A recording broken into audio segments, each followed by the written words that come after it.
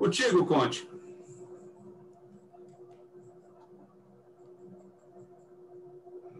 Mais uma vez, tendo a oportunidade da continuidade dos nossos estudos,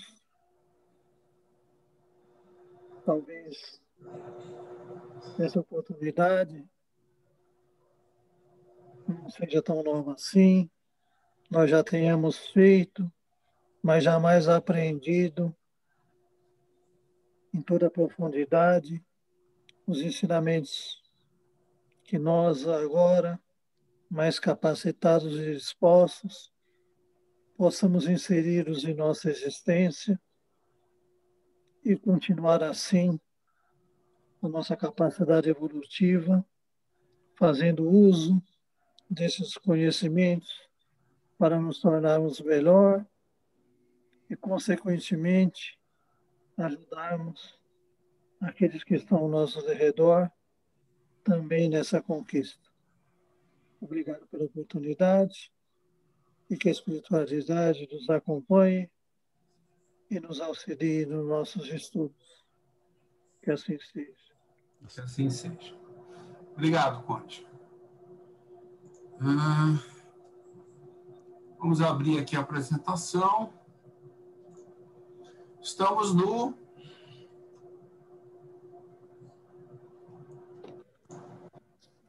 item 24. Então, vamos retomar no item 24. Tá ok? O que eu ia falar é o seguinte, o mesmo aviso que eu dei na aula anterior, né? Agora em diante, a gente vai para o final, é uma parte importante, que tem importantes conceitos ligados ao que a gente hoje sabe ser a parte mais importante da doutrina espírita, né? Que é a teoria moral espírita. Então, por favor, prestem atenção e se questionem, e tenho certeza que o máximo possível, tem dúvidas que vêm depois, né?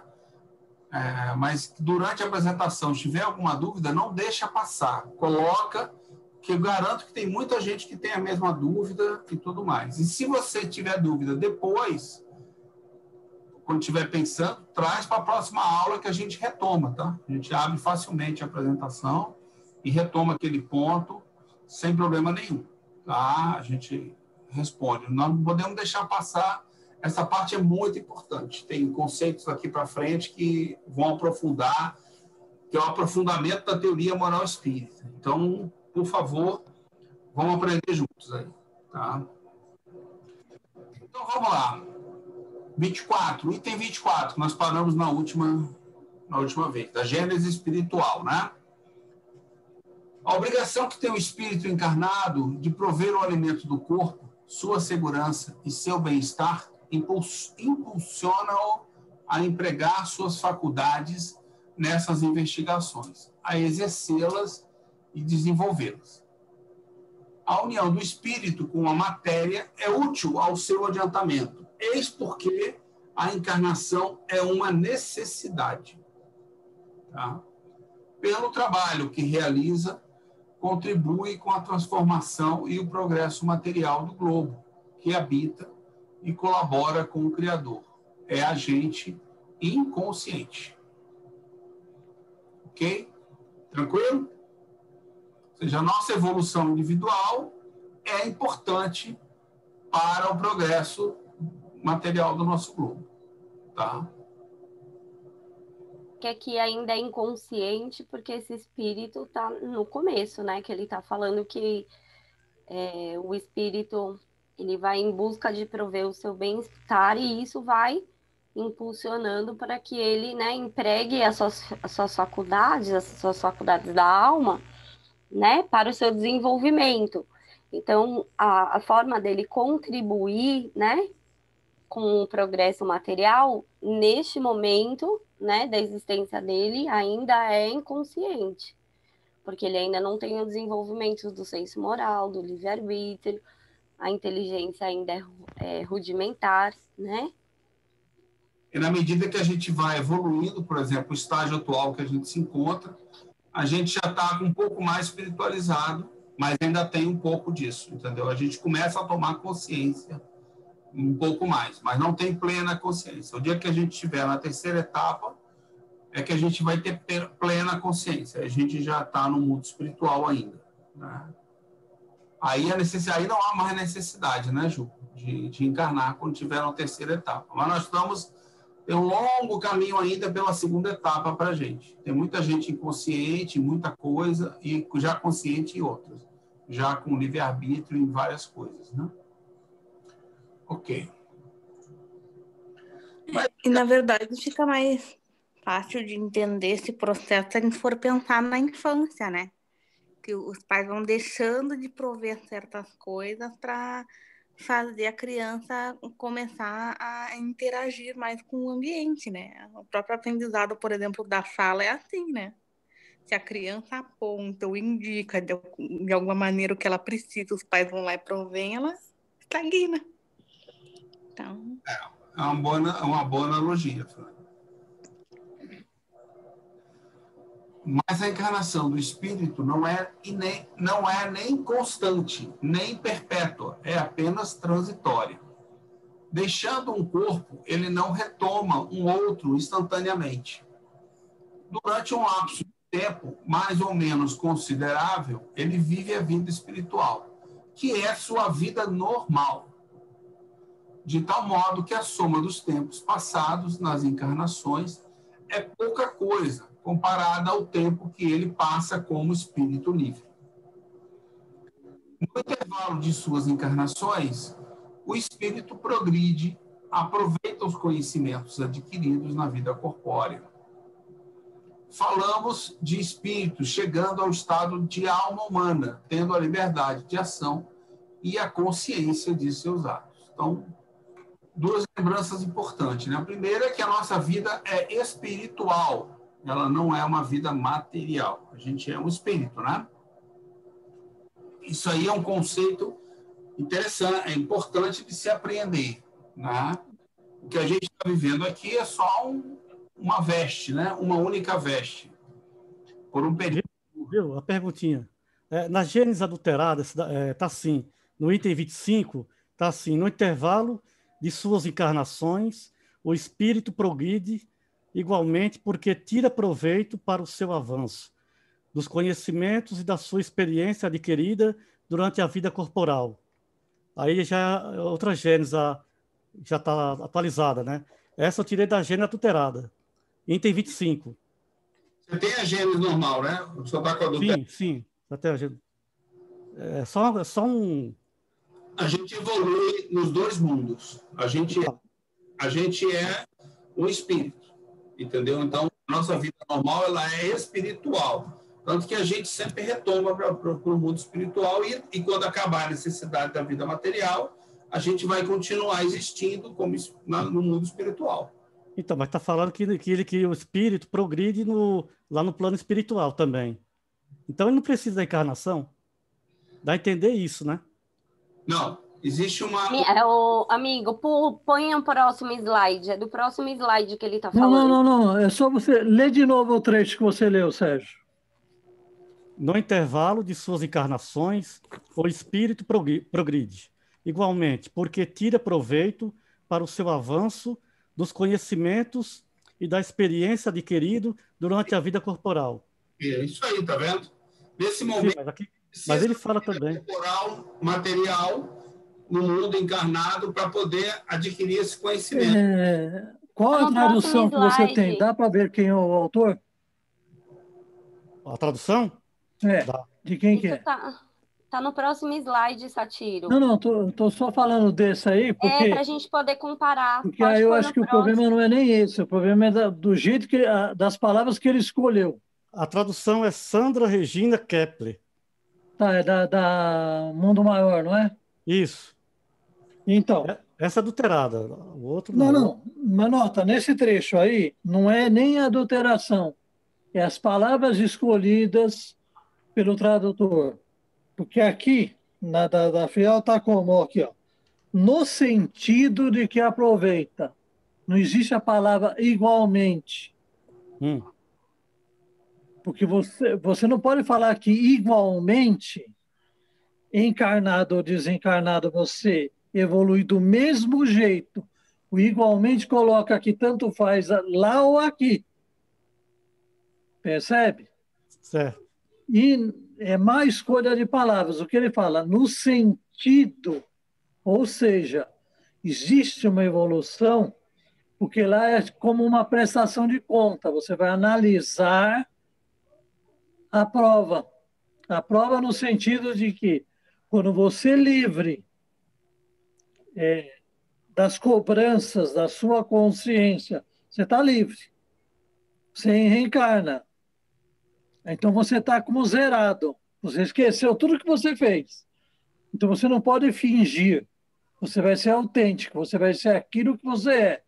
Você vai trazer aqueles sentimentos, aquelas sensações, tudo do jeito que você realmente imagina. Aí sempre vai ficar naquela dúvida. Mesmo que você acredite numa reencarnação. Ah, mas será mesmo que existe? Então você é você. Você pode se enganar a si próprio, pode enganar os outros, estando encarnado. Do lado de lá, não. Você não consegue enganar nem você, nem os outros. Certo. Lá é a prestação de conta. Então você evolui no sentido do quê? Você percebe lá tudo que você fez aqui, encarnado, e você fala assim, poxa, podia ter ido por outro caminho. Então você começa a tomar resoluções que vai ficar no nível do inconsciente, mas que na hora H vai vir aquela coisa do aguilhão da consciência, vai te dar uma despertada, mas você vai decidir naquele momento se vai seguir essa intuição ou não. Se você vai ceder a sua personalidade ou aquilo que inconscientemente teu espírito quer que você faça.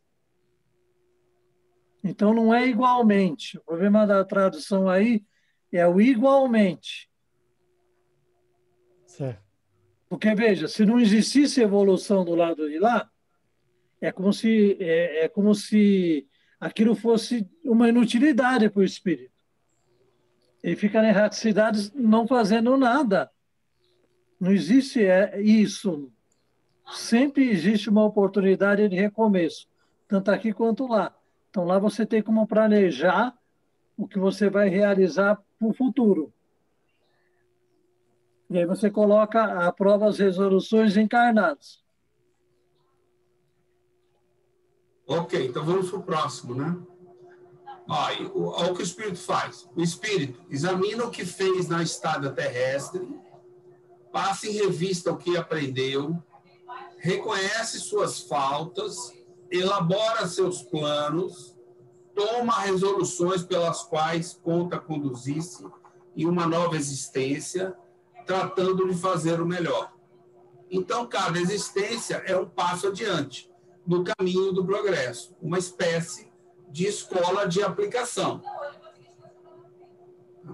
A encarnação não é, em absoluto, normalmente uma punição para o espírito, mas uma condição inerente à inferioridade do espírito e um meio de progredir. Tranquilo? Ou seja, a gente é que faz esse trabalho todo e reconhece. De onde foi tirado esse slide aí? Nota 131. Da FEAL.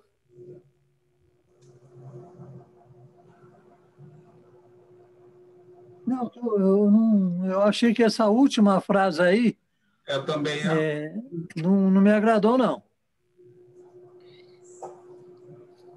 Mas está exatamente como está aqui, ó, na página 232. A Então, encarnação não é, em absoluto, normalmente uma punição para o espírito, mas uma condição inerente à inferioridade do espírito e um meio para progredir. Porque como Kardec, ele ressignifica o termo punição no sentido, e aí ele compara com o exemplo do escolar. Por exemplo, se você é um escolar, você está na escola e você brincou o ano inteiro, e você repete de ano... O problema não é esse. É que a frase não contempla, por exemplo, um espírito que vem em missão. Sim. Você entendeu? Como é nota do editor, Não, aí não é a nota vai vir depois. Aí é o que está na Gênese escrita por Kardec. Não é a Você não nota. falou aqui no 131? Então, a nota, tá vendo? Que a Quando nota veio termina, depois. então, mas a nota vem depois. Esse slide é exatamente como está escrito na Gênese, por Kardec, essa nota. A nota do editor é a que vem no próximo slide. Tá. Entendi. Aí foi exatamente Kardec, por isso que eu estou colocando que tem um determinado momento da Gênese que ele vai colocar a punição como uma interpretação do espírito que precisa refazer a prova, que aí ele usa o exemplo do escolar.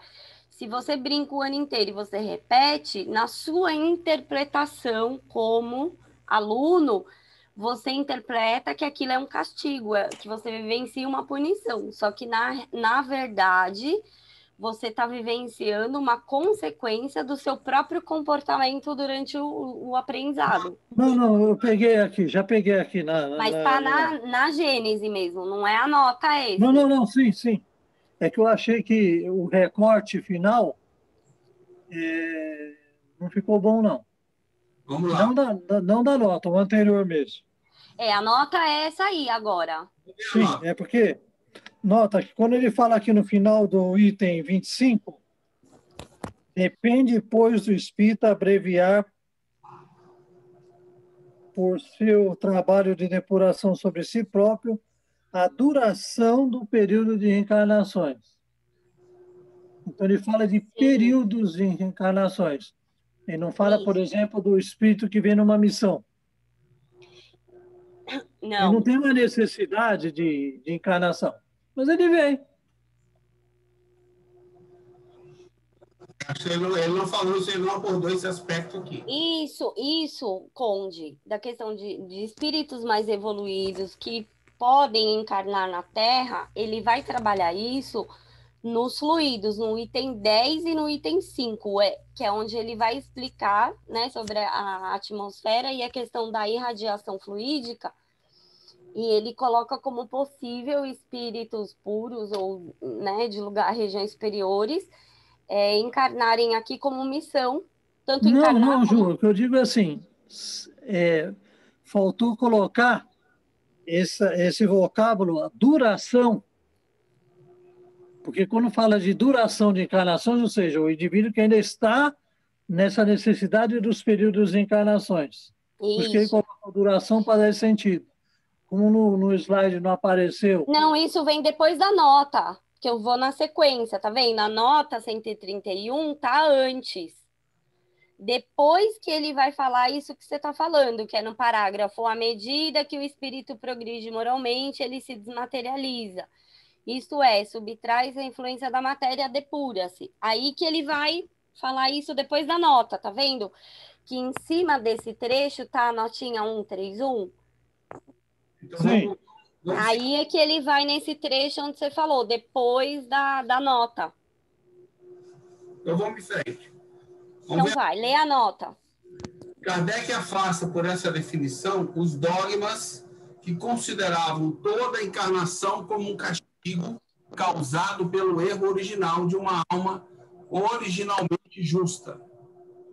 Para o Espiritismo, a reencarnação é um processo natural e progressivo, desde simples e ignorante, meio pelo qual o espírito adquire progressivamente, por seus esforços, suas faculdades, né?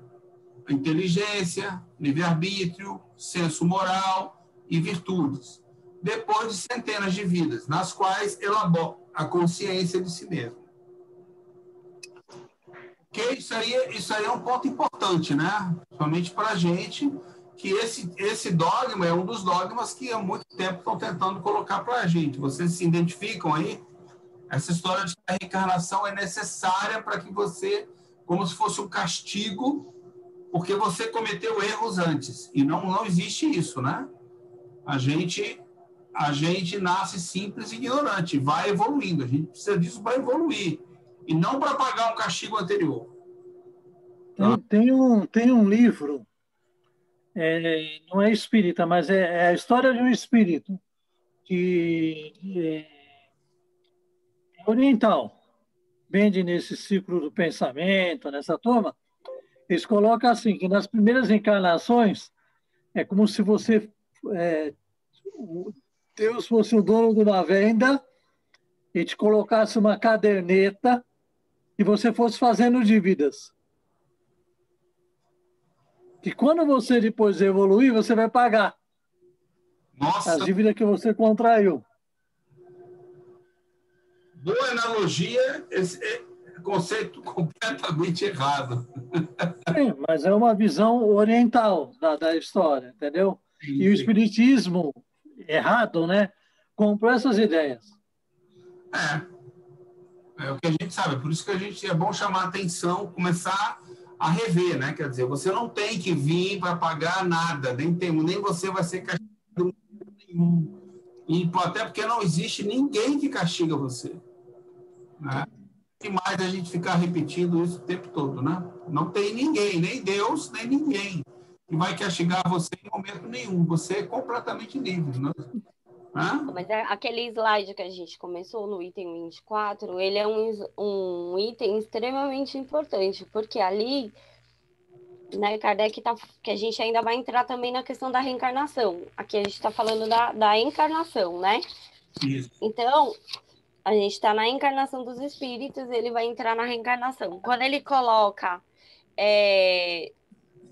a encarnação como uma necessidade dentro do processo evolutivo e coloca a alma vindo de simples e ignorante nesse processo evolutivo, atende e fala um pouquinho com ela, pede para ela esperar um minuto. Desculpa, gente. Aí a gente também vai pensar na questão, juntando com esse item que ele vai trabalhar nos fluidos, a questão da possibilidade de espíritos superiores encarnarem aqui, porque tem a questão do Cristo que ele vai trabalhar bem mais lá para frente, que é a teoria de Rustang, que ele vai falar da questão que a reencarnação é um castigo e que Cristo não encarnou, que veio como uma gênese, né? Tipo um corpo fluídico.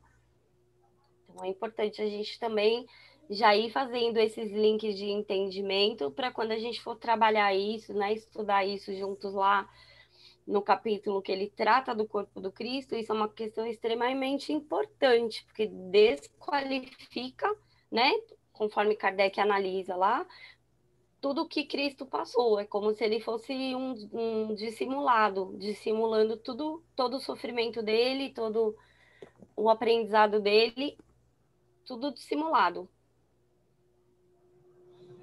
Ok, então vamos em frente. Numa nota, né? O mal é um abuso dos instintos e das paixões, a partir de um desvio da finalidade da inteligência, criando hábitos que são as imperfeições.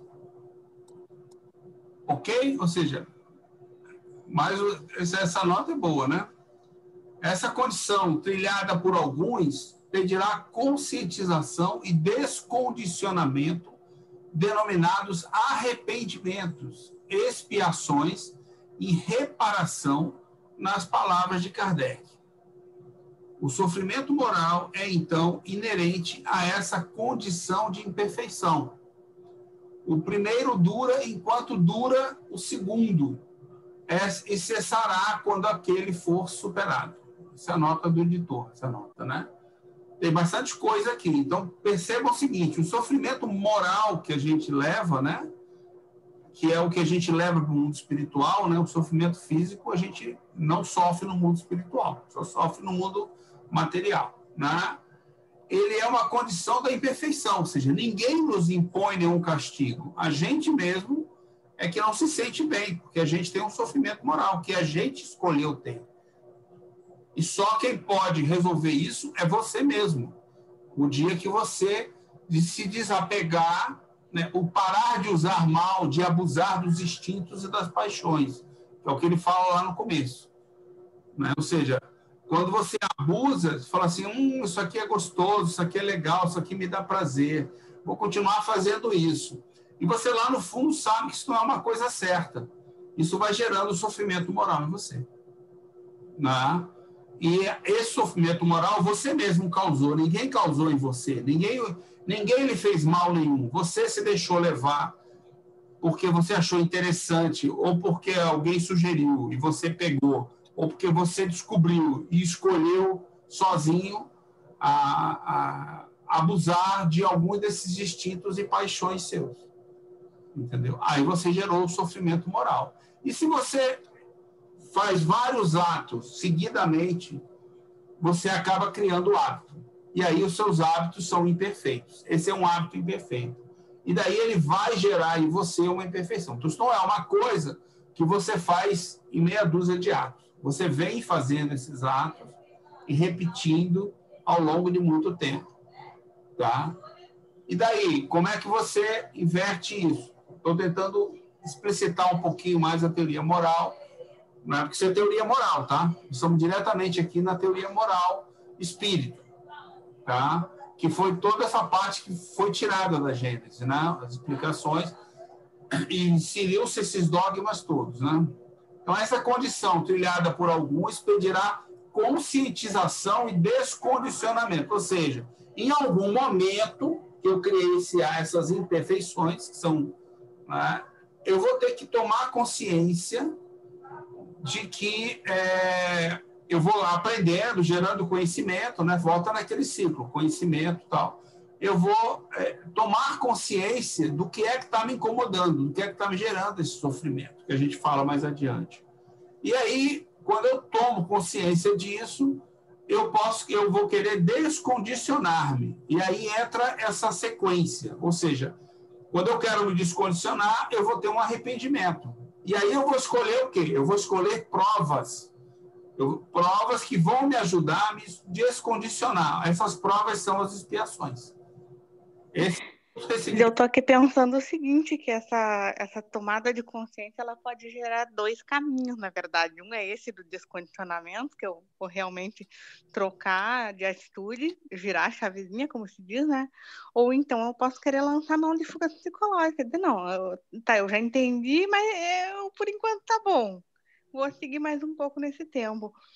Não, Será que... Mas o que eu estou falando é o seguinte, é que quando você segue nessa direção, quando você chega num certo momento, você chega num certo grau de conscientização, é o momento que você se dá conta, aí você quer se descondicionar.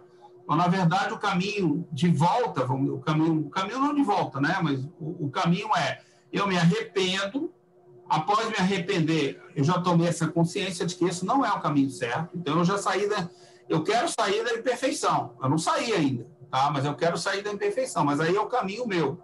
Aí eu escolho as provas. Essas provas escolhidas é o que nós chamamos de expiação. Expiação não é um castigo, como era entendido antes. Expiação foi ressignificado por Kardec. Isso aí é uma prova que o espírito escolhe para reparar. A gente fala assim, reparar aí é reparar o erro para si, entendeu? Reparar o sofrimento que ele está sofrendo, que ele está passando. E aí ele faz esse caminho de volta, de escolher outro caminho dentro do bem, né? E ao escolher isso, ele começa novamente. Descondicionar, é um descondicionamento. Ele escolhe o caminho do bem e aí ele vai até chegar à perfeição e aí ele adquire uma virtude. Aí ele não volta mais, né? Quem está na virtude não tem motivo nenhum para querer mudar nada. Ele só sente felicidade. Quem não tem essa virtude, né, tem as imperfeições, é infeliz. Por isso quer mudar alguma coisa em algum momento. O que a Franciele falou está certo. Você pode seguir por muito tempo tomando consciência, aprendendo, tendo conhecimento, mas você não quer. Você não fez a opção. Você ainda não... o conhecimento é importante. Ele precede a evolução moral. Mas você não fez ainda a escolha. É isso, Ju? É isso aí, professora? Psicóloga? Que professora? O quê? Deus me livre. Não, Deus me livre não. Eu adoro professora, mas eu não sou professora. Vai demorar muito, eu tenho que comer muito arroz e feijão para chegar a ser professora. Então, mas não é isso. A gente passa... Porque quando você tem um entendimento do bem e do mal, né, que é o que ele coloca aqui neste capítulo que a gente viu, deixa eu até ver aqui o item, né? Ele vai ter um entendimento, tá no item 20... 21, né? Ó, que ele coloca assim: então logo retoma a vida espiritual, seu passado se desenrola aos seus olhos e avalia se empregou bem ou mal o seu tempo. Aí ele fala, aí ele vai trabalhar a questão do esquecimento do passado, né? Nesse item. E aí aqui ele retoma essa questão aí na nota, porque essa nota a gente pode fazer um link com a questão do capítulo 3, onde ele vai trabalhar o bem e o mal, dizendo, né, que o mal existe e existe uma causa, e a causa está em nós, não está em Deus. E que essa causa é quando a gente abusa, né, dos instintos e das paixões, que são faculdades naturais, né, voltada às questões do animal, né, e a gente precisa disso enquanto encarnado, por causa da nossa conservação, né? A gente precisa dos instintos, das paixões.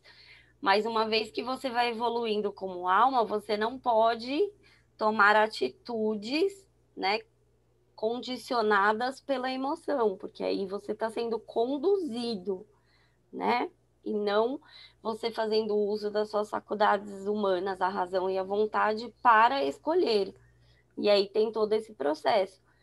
Tem momentos em que Kardec também vai tratar lá no último capítulo. Então, quando, né, eu entro no âmbito da revolta contra Deus, isso me gera um sofrimento moral, porque eu começo a entender, né, a minha relação com Deus como uma relação de troca ou como uma relação de castigo. E isso me gera sofrimento, porque eu preciso olhar para mim, porque está em mim, né, a condição de melhora. A responsabilidade de me transformar está comigo. Por isso que ele coloca, né, que é a mesma frase que o editor, né, colocou aqui, o sofrimento moral, né, é então inerente à condição de imperfeição. É a mesma coisa que Kardec coloca no capítulo 1, no item 34. Ele vai explicar, né, através dos estudos da condição dos espíritos, a condição psicológica de cada um e essa relação de inerência, de acordo quando o espírito desenvolve uma imperfeição. Porque aí ele já tem consciência, eu desenvolvo a imperfeição quando eu tenho consciência do bem e do mal e eu escolho conscientemente fazer uma coisa inadequada, né? Comportamento, porque também é importante a gente separar, né, a consciência do espírito da consciência da personalidade, de quando ele está na personalidade. E também separar dentro da questão da personalidade, a personalidade como um todo e aí o comportamento que aquele indivíduo tem. Porque ninguém é em seu todo mal, né? Assim como aqui na Terra, ninguém é em seu todo o bem. A gente tem comportamentos que a gente, né, vai fazendo o bem, mas a gente ainda tem comportamentos que a gente tem escolhas inadequadas, que geram sofrimento moral. Para a gente, ou seja, nós mesmos causando mal para a gente, né? Ou então o bem. Esse é um ponto que eu entendo, mas que eu ainda me bato em algumas situações, que é natural, né? Mas vamos embora. À medida que o espírito, aí é aquele trecho, né, que você falou. Aí é aquele trecho que o Conde estava falando. Então tá. À medida que o espírito progride moralmente, ele se desmaterializa, subtrai-se à influência da matéria, depura-se. Sua felicidade está em razão do progresso completado. Aí vai ter uma nota mais à frente, né? 132. Mas como age de acordo com o seu livre-arbítrio, pode, por negligência ou má vontade, retardar o seu avanço. Pelas imperfeições, né, Ju? Aí, né? Pelas escolhas que você acabou de falar. Ele pode criar imperfeições, escolher por negligência, né? Deixa para lá, vai fazendo de qualquer jeito, ou má vontade. Não, eu não quero largar isso de mão, eu gosto de ter prazer nesse momento, então eu retardo o meu avanço. Prolonga, por consequência, a duração de suas encarnações materiais, que se transformam para ele em punição, já que por suas falhas permanece nas condições inferiores. Tá vendo aqui ele explicando a questão da palavra punição? Olha como ele coloca, né? Ele coloca que quando ele prolonga, né, isso se torna para o espírito uma punição. Mas isso é fruto das suas escolhas, né? E porque ele permanece nessa condição paralisada. Mas é uma escolha do próprio espírito, que muitas vezes é o espírito que interpreta como um castigo divino. Então, quantas vezes a gente ouve, Deus quis, Deus fez, Deus mandou, Deus deixou, Deus pôs a mão. Todas essas crenças que nós temos, fundamentadas, né, nas religiões, que conforme Kardec coloca aqui na Gênese, no capítulo 4, no item 2, era um freio para se dominar. Precisava, né, criar aquele princípio da fé cega, da obediência passiva.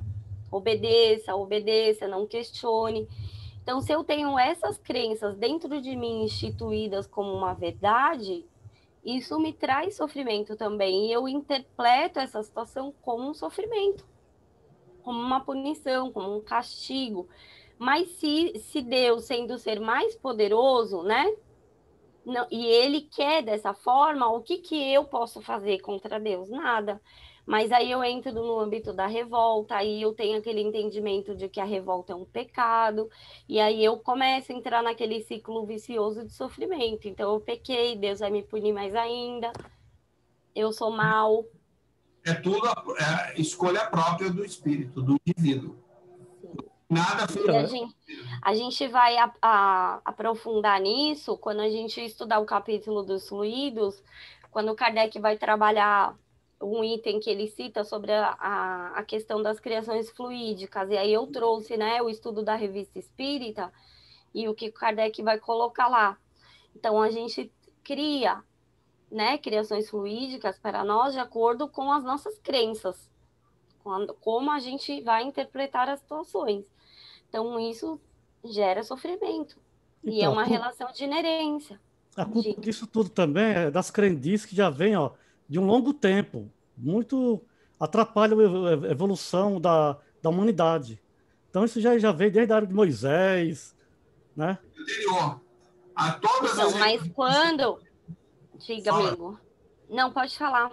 Não, eu queria falar que nossas religiões ancestrais já traziam essa heteronomia, por isso heteronomia, entendeu? Essas crendices que você chama, elas não nasceram com a religião católica ou com a igreja. Não. Elas são anteriores, muito anteriores. Nós verdade. Entendeu? Lá de trás do Zen budismo, tudo isso lá atrás já tem exatamente essa mentalidade. Então, mas a gente tem que tomar cuidado, porque muitas vezes a gente ouve no movimento espírita assim, o espiritismo se tornou assim porque tem muita gente católica. Quando o espiritismo veio para o Brasil, quando a gente agora, né, pode entender a verdadeira história de como o espiritismo veio, a gente percebe que isso foi um desvio que foi pensado, gente, estruturado, né, para que se tenha esse entendimento de acordo com a teoria de Rustang, não de Kardec. E aí, o que eu pergunto para vocês, o que o movimento espírita, na opinião de vocês, ganha em propagar essa mesma ideia? O que vocês acham? Essa mesma ideia não ganha nada. Não ganha nada, não vai ganhar nada. Vai se prejudicar. Por que o movimento espírita, ou como está organizado hoje no Brasil, Você adotar a mesma ideia, mas não. Propagando essas ideias essas ideias, na opinião de vocês? Por que vocês acham que ele faz isso?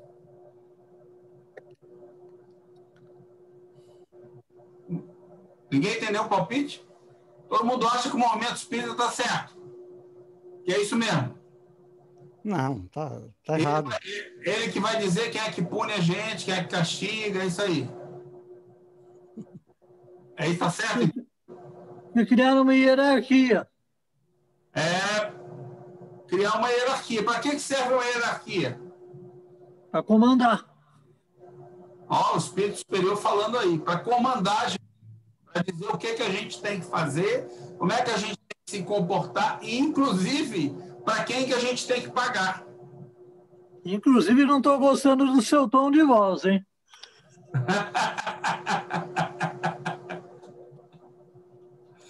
Mas, entende? Dá para você trazer isso que isso sempre foi dessa maneira. Quando você trabalha a heteronomia, sempre é dessa maneira. Certo, Conde? Você que viveu lá atrás, né? Você é superior, dessa maneira. Todas as religiões se viram para fazer esse controle, para fazer esse domínio. E sabe por que que isso passa pela pessoa? A gente pode ver em todos os níveis sociais, qualquer país, o que que acontece? As pessoas aceitam essas regras porque elas partem dos pressupostos que um dia elas vão estar dentro desse mecanismo numa posição de comando.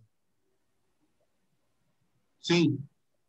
Ela se imagina um dia chegando a esse mesmo ponto. Isso aí, com certeza, deve ser um dos anseios de muita gente. Né? Um dia está lá, no lugar daquele que hoje eu obedeço. Cláudia, pode falar, Cláudia. Oi, não, eu vejo assim, claro, concordo com tudo que vocês comentam, porém também eu vejo que é muito comodismo, né? As pessoas se deixam levar por acomodação e alguns, é claro, pelo vício já de várias encarnações em questão de mando, elas vão naturalmente, né? Eu não sei se que é bem esse termo, mas vão se mantendo no poder e essa questão é um vício e que na verdade é o orgulho, a vaidade que vai promovendo essa satisfação e concorrendo para que as pessoas se mantenham nessa posição. Mas quem as mantém somos nós, né? Pelo somos nosso, nós mesmos. Esse é o pela mal nossa, que fazemos, né? Para nós mesmos. a gente se deixa levar pela mesma, pela vontade dessas outras pessoas, ficamos no nosso dia a dia acomodados e percebemos que existem alguns equívocos, mas não refletimos e não colocamos adiante o que nós pensamos, né? E aí o que acontece? Outros se sobrepõem à nossa vontade e quer queira, quer não queira, somos nós que implantamos a doutrina espírita da forma que está hoje, quando autorizamos que outros falem por nós. Acho que é isso, pelo menos. Não, é isso daí. O ponto é o seguinte, quando você está fazendo isso, você falou, a gente está desenvolvendo. Aí você vão voltar aos slides atrás. O que acontece com essa imperfeição num certo momento? O sofrimento moral que ela causa, porque toda imperfeição causa sofrimento moral. Ele vai chegar a um ponto aonde você, não só pelo sofrimento, mas porque você vai continuar se conscientizando, né?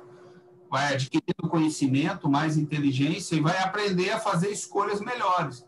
E daí até o momento que você resolve fazer aquele caminho de volta, né? Você se arrepende, aí você escolhe passar por expiações, que são as provas que você escolheu, para especificamente sair disso aí, se melhorar. Entendeu? Para você reparar o erro. Reparar o erro, olha só, não é reparar o erro para com os outros, é reparar o erro para com você. Reparar o erro que você cometeu. Olha a diferença de significado aí. Você não vai reparar com ninguém, entendeu? O mal primeiro você fez para você. Você vai reparar o erro com você. Tá? É tanto que desde o texto original do Evangelho, que era em grego, a palavra que se usa para denominar o que se traduziu depois como pecado é a marchon, que era uma... Parece que ele tá de bermuda e... Era uma palavra usada pelos arqueiros para designar aquele que não acertava o alvo. Então, não acertou, pega a flecha e tenta de novo. Mas isso ganhou vida própria, né? Pecado passou a ser descumprir regras externas. E a gente se livrar internamente dessa maneira de ver as existências é um trabalho muito, muito árduo, porque no Espiritismo se substituiu essas regras externas pelo casuísmo. Então, conta-se a história de um espírito que escolheu um determinado caminho de descondicionamento, e então se aplica aquele caso específico para todos os que têm alguma analogia. E aí que a gente se perde na hora de analisar as situações. Como também se nos coubesse analisar alguma situação, né? O que não é o caso, né? Não é doutrina analítica das situações, é doutrina de consolo, de restabelecimento psicológico. Isso. No caso, é individual, e não alguma coisa que afeta o mundo inteiro. Eu estou fazendo o bem e o mal para mim. Por isso que a gente bateu muito nesse ponto no capítulo 3. O bem e o mal são para você, de dentro de você. Né? Esse desdobramento externo é aquela história.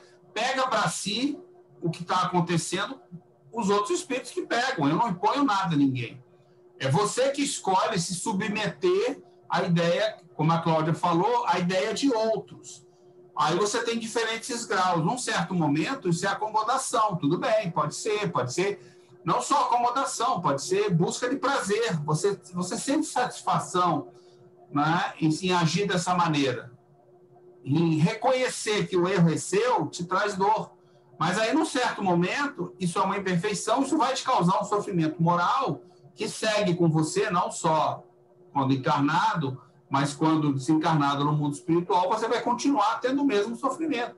E vida após vida, e nos dois lados, você vai ter isso daí.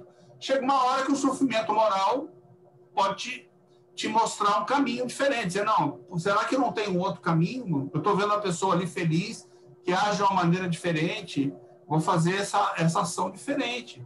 Ao fazer essa ação diferente, eu faço um ato diferente. E pode ser que nesse momento eu encontre a felicidade. Aí eu posso continuar fazendo isso. Essas são as expiações que eu escolhi para mim. Ninguém impôs nenhum castigo para mim. Eu estou expiando. O que é expiar? É escolher as provas. Eu estou escolhendo as minhas provas. Naquele ponto onde eu sei que eu tenho algum sofrimento. Nessa hora eu comecei o caminho de volta, entendeu? Vamos dizer assim, de volta ou de busca da virtude. Né? Aí. Então é por aí mesmo, Cláudia. Tá? Essa questão que a Cláudia colocou, quando eu coloco a responsabilidade na mão de Deus, eu vou vivenciar a heteronomia. Então, a única coisa que eu tenho que fazer é obedecer. Quando o Espiritismo, né, vem enquanto uma ciência filosófica, trazer o entendimento psicológico de cada ser, né, trazendo o processo evolutivo do espírito, né, e trazendo dentro do momento em que esse espírito entra nessa condição de alma humana, com as suas faculdades, seu senso moral, seu livre-arbítrio, tudo proporcional ao grau, né, de amadurecimento e desenvolvimento do espírito, ele vai trabalhar as consequências morais, né, conforme o entendimento que esse espírito já alcançou. Então, a gente pode pensar nessa diferença, né, de entendimento, porque é muito mais fácil eu falar, não, a culpa é de Deus, porque eu tenho que culpar alguém. A culpa é da minha mãe, a culpa é do meu pai, a culpa é de Deus, a culpa é do vizinho. E a todo momento que eu faço esse movimento para fora, eu não olho para dentro, né? Jung tem uma frase que eu amo: quem olha para fora sonha, quem olha para dentro desperta. Porque a única forma da gente evoluir, da gente crescer, é a gente olhar para dentro de nós, movimento interno. É. Ou seja, vamos lá, retomar aqui. Prolonga, por consequência, a duração de suas encarnações materiais, que se transformam para ele em punição, no sentido que a gente falou, já que por suas falhas permanece nas condições inferiores. Depende, pois, do próprio espírito abreviar por seu trabalho de depuração sobre si próprio a duração do período de encarnações. Então, só depende de cada um de nós abreviar isso. Entendeu? Caso do Conte, que praticamente em todas as encarnações, ele só adquiriu virtudes, não adquiriu nenhuma imperfeição. Por isso que hoje ele está conosco em duplo etéreo aqui. Óbvio que ele não tem nenhuma falha, né? Nenhuma falha. Se bem que eu nunca perguntei isso para a esposa dele, mas tudo bem. Ela, na certa, como toda mulher, vai dizer que ele é um cara falho. Mas isso aí não quer dizer nada, absolutamente nada, né, Conde? Então, nota 132. A nota 132 se refere a sua felicidade está em razão do progresso completado. Tá? A frase aqui anterior. 132. Assim como o sofrimento moral é inerente à imperfeição, vide o céu e o inferno. A felicidade é uma conquista que se amplia na medida do progresso realizado. Ou seja, o sofrimento moral, vocês entendem o inerente? Ou seja, ele vem junto quando você tem uma imperfeição. Ninguém impõe a você um sofrimento moral. Você, ao ter uma imperfeição, vai ter sofrimento moral. Sempre. Esse movimento é o movimento que existe, é como é. Então não tem esse negócio de eu vou te impor um sofrimento, eu vou te fazer mal. Cuidado. Cuidado com a interpretação. É você mesmo que está fazendo mal para você ao fazer aquilo que a Cláudia falou. Ao escolher permanecer por algum motivo, por exemplo, por prazer, como a gente vem falando, naquele estado que você está. Então, você está desenvolvendo o seu próprio sofrimento moral. Não é castigo, ninguém impôs a você, não é punição de algo que você fez na vida passada. É algo que você continua escolhendo. Você vai vir vida após vida escolhendo, é inerente à sua imperfeição. Tá? Eu acho esse um ponto que eu levei um tempo para compreender. Não sei vocês aí, né? Espero que vocês sejam mais rápidos que eu. A felicidade é uma conquista que se amplia na medida do progresso realizado.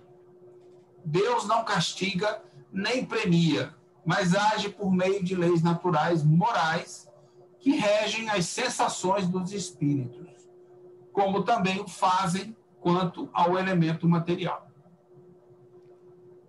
Certo? Deus age sempre em cima das leis naturais, morais, que não são mutáveis. A gente já estudou isso. Elas são imutáveis, são a mesma. Onde você for, está do mesmo jeito lá.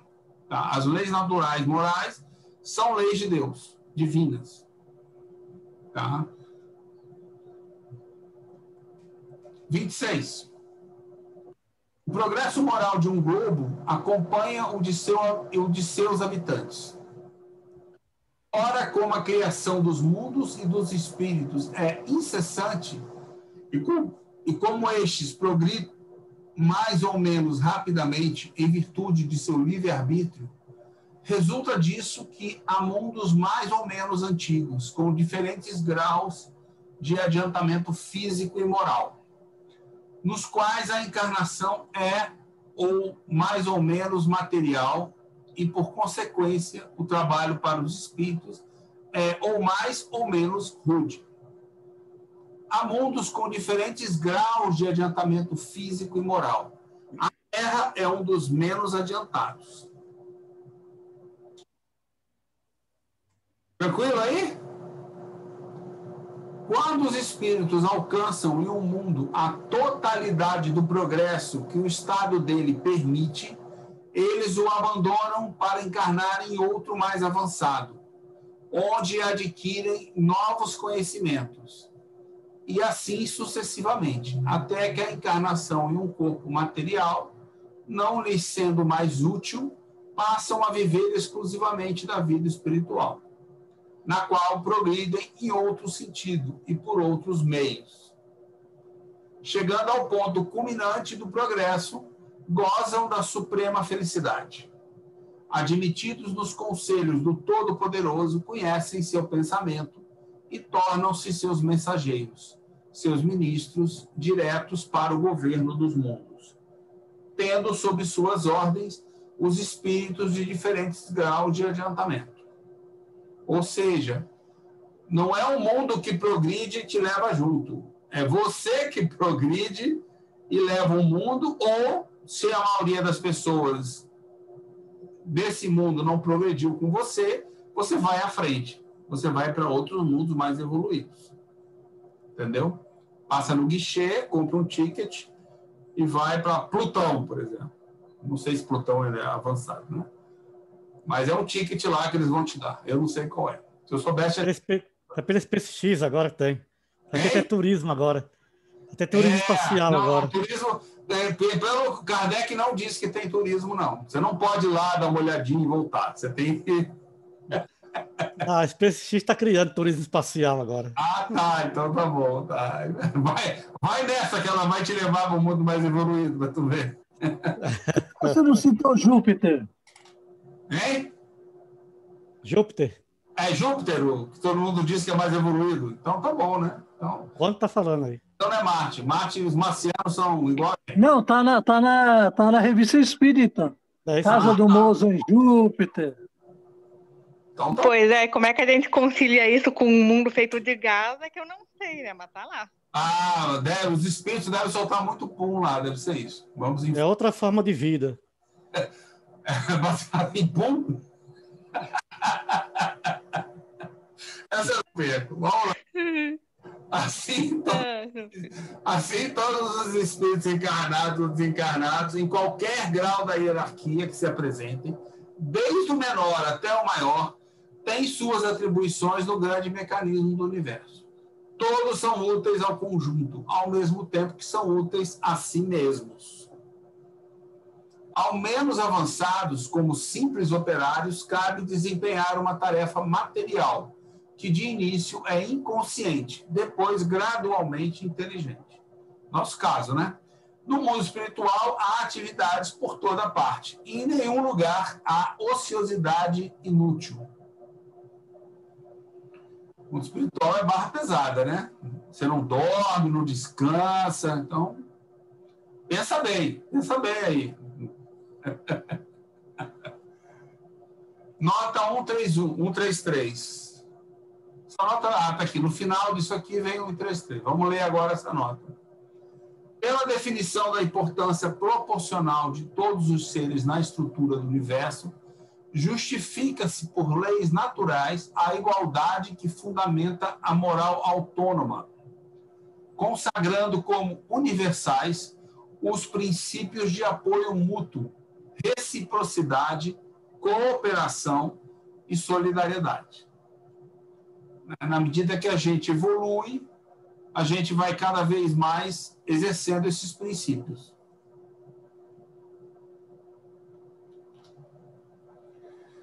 A coletividade dos espíritos é, de certa forma, a alma do universo. É o elemento espiritual que atua em tudo e por tudo, sob o impulso do pensamento divino. Sem esse elemento, só existe a matéria inerte, sem finalidade, sem inteligência, sem outro motor além das forças materiais, que deixam uma imensidade de problemas insolúveis. Pela ação do elemento espiritual individualizado, tudo tem uma finalidade, uma razão de ser. Tudo se explica. Eis porque, sem a espiritualidade, tropeçamos em dificuldades insuperáveis.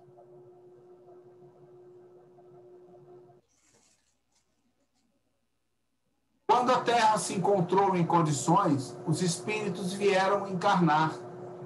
Se encontraram os envoltórios prontos e que só tiveram de adaptar a seu uso. Puderam nascer simultaneamente em vários pontos do globo. Embora os primeiros que vieram fossem pouco adiantados, até porque encarnariam em corpos muito imperfeitos, deveria haver entre eles diferenças sensíveis dos caracteres e nas aptidões, conforme o grau de seu desenvolvimento moral e intelectual. Os espíritos similares se agruparam naturalmente por analogia e simpatia. A Terra viu-se povoada de espíritos de diferentes categorias, mais ou menos aptos, ou rebeldes ao progresso.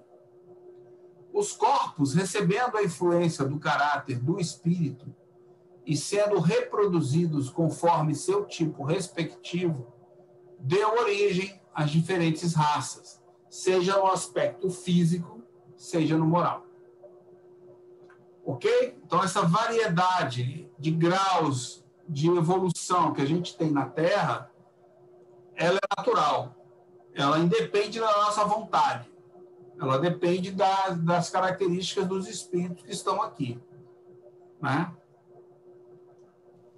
E aqui, quando ele coloca esse item, né?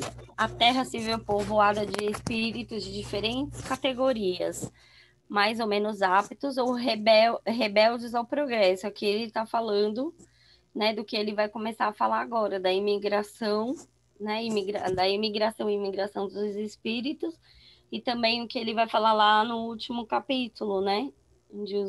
Dos espíritos refratários, aquele que, de repente, o planeta chega num determinado nível de progresso e aquele espírito não quer acompanhar esse progresso. Ele tem consciência, mas ele escolhe, né, opta por ter comportamentos voltados, ações voltadas e movidas pelo orgulho, pelo egoísmo, pela vaidade, pelo poder. Então, aqui ele já está fazendo um link com que também ele vai falar da raça adâmica. E aí eles fazem o mal a eles mesmos, né, Ju? São eles mesmos que se colocam em condições difíceis. Porque a consequência, né, é ele não poder encarnar. Então, o que ele vai trabalhar é não poder reencarnar nesse mesmo planeta, que está em evolução, né, com espíritos que estão mais ou menos aptos, uns um pouco mais, uns um pouco menos, mas estão ali, né, num mesmo direcionamento. Esses que são rebeldes, não. Né? Então, por consequências das suas próprias atitudes, e que no entender desse espírito é para eles um castigo, uma punição, que é o que Kardec vai tratar mais para frente.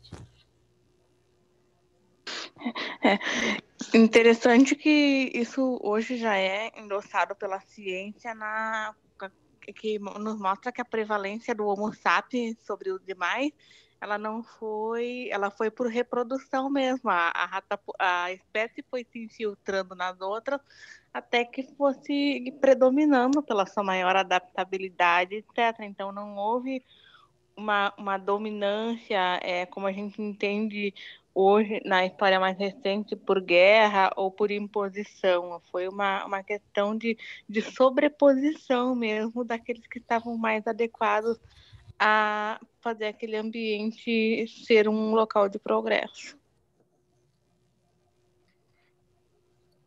Vamos lá.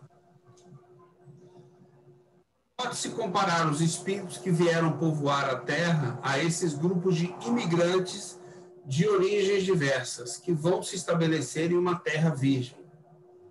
Os grupos de espíritos formaram tribos e depois povos, cada qual com seus costumes e caractere próprio.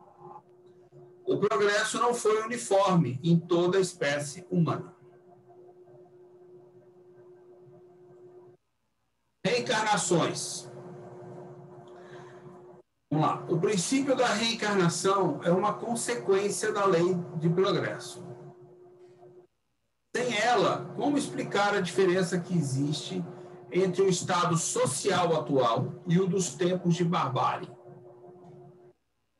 Se as almas são criadas ao mesmo tempo que os corpos, as que nascem atualmente são tão novas, tão primitivas, como as que viveram há 1000 anos. Também não haveria entre elas nenhuma conexão, nenhuma relação necessária.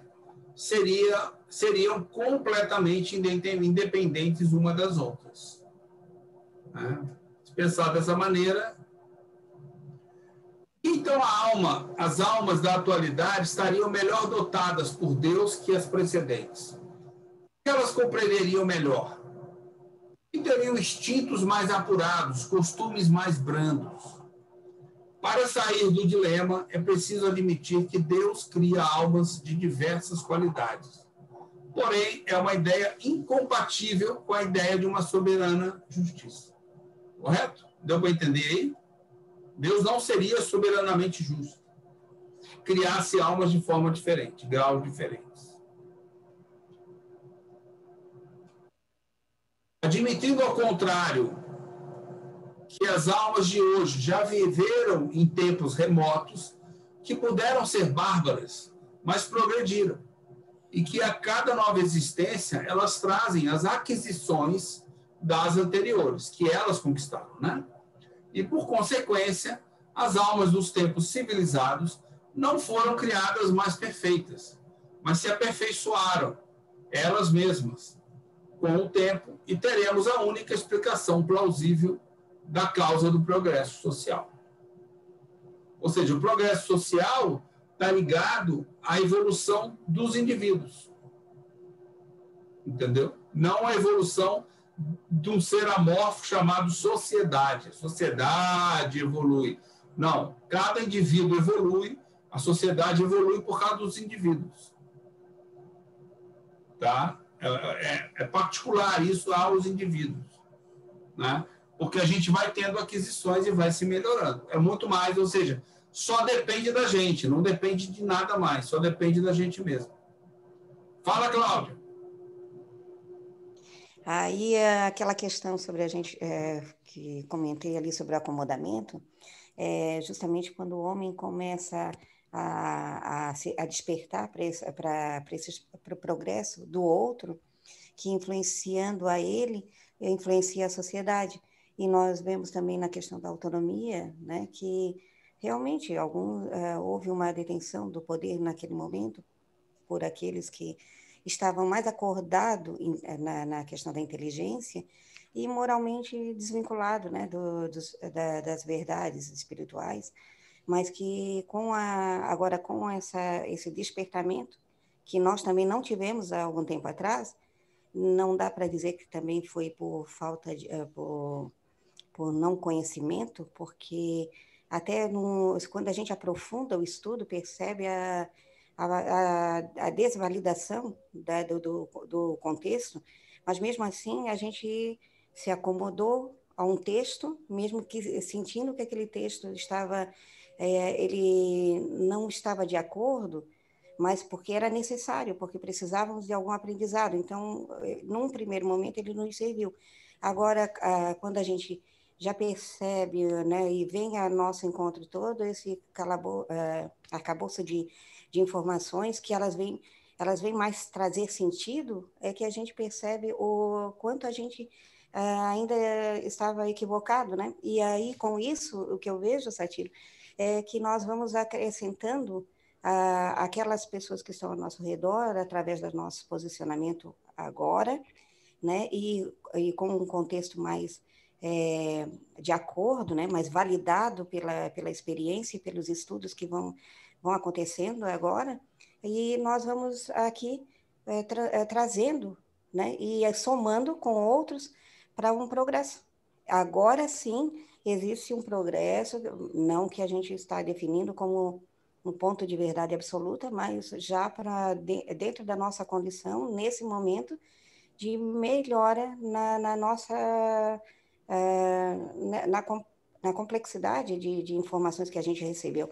Já estamos mais de acordo com aquilo que estamos recebendo e, obviamente, já podemos passar adiante com mais força, porque acreditamos mais, né? O contexto agora nos beneficia porque ele traz mais, como é que eu vou dizer, mais condição de ser melhor entendido. Eu acho que é por aí. Acho que é nisso que a própria sociedade ela vai evoluindo, quando a gente começa a perceber que aquilo que a gente estudou, que aquilo que a gente tem sentido. E, obviamente, a gente já pode repassar. Até então, a gente, pelo menos eu tinha muito cuidado para não repassar, mas sentia que faltava alguma coisa, né? Eu vejo assim, sabe? Só aproveitando para um gancho para falar um pouquinho, que você, a semana passada, comentou que a gente não fala nada, só fica calado. Não, tá ótimo. Suas reversões estão ótimas. Eu acho assim, deixa eu te dizer com outras palavras o meu entendimento. Eu acho que essa questão do progresso social da sociedade, onde a gente vê muitas dificuldades e mazelas acontecendo, para mim, esse ponto fala muito para mim aqui, entendeu? Quando eu costumo usar um exemplo, e tenho usado até ultimamente, para mim, entendeu? Então, eu penso assim, bom, eu vou ajudar outra pessoa. Eu vou ajudar o meu filho, por exemplo. Meu garoto, né? Meu garoto tem 30 anos de idade, é um homem já. Vou ajudar o meu filho, tá? Então, eu vou fazer o bem para o meu filho, vou ajudar ele. Como é que eu faço isso? Vamos lá. Eu tenho feito a minha vida inteira, eu identifico isso dentro da teoria moral espírita, que eu tenho feito o quê? Eu tenho transmitido a ele meu conhecimento. É o que eu posso fazer. Então, na hora certa, eu transmito a ele o meu conhecimento. Só lembre do seguinte, o conhecimento é o início da escada, não é o fim da escada. E por quê? Porque ele pode pegar esse conhecimento e jogar no lixo e fazer outra coisa. Isso depende do quê? Depende do entendimento dele, depende do desenvolvimento dos hábitos que ele fez ao longo da vida espiritual dele. Ele desenvolveu muitas imperfeições num certo ponto, o conhecimento que eu entregar naquela área, ele vai ter mais dificuldade de usar, mas vai ajudar ele em algum momento no futuro. Tá? Se ele já está fazendo aquilo, provavelmente ele já está com uma virtude. Talvez onde eu não tenha uma virtude.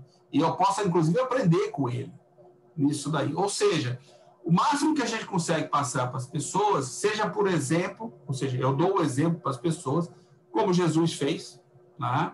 Nós também podemos fazer igual. Você dá o exemplo para que as pessoas vejam que você é feliz, né? E a pessoa pode pegar essa informação e usar ou não usar. O mesmo vale para todo tipo de informação. Fazendo uma ressalva aqui, nós não estamos falando especificamente de quem estuda o Espiritismo, estamos falando de tudo. Aprendizado, conhecimento de forma geral.